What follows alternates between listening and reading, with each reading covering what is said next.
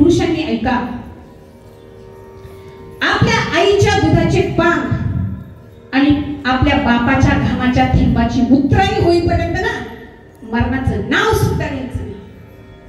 कारण का माहितीये का, बापाने तेवढे कष्ट केलेले असतात, आईने तेवढे कष्ट केले असतात. अरे त्यांनी लहानाचा मोठा 20 वर्ष 25 वर्ष कशासाठी मोठा केलेला असतो? मरणासाठी.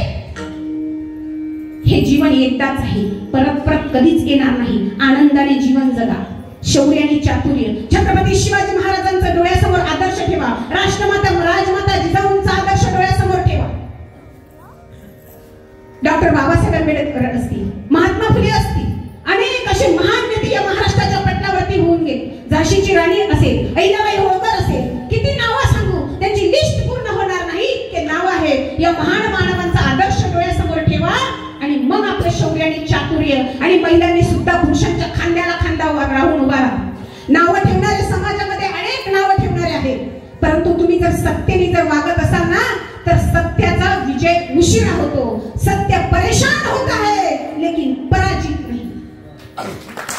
आणि हे सत्याचं उदाहरण आप्पा आहे, अर्चना आहे, रितू उभी आहे. कारण सत्याच्या मार्गाने जर जात असाल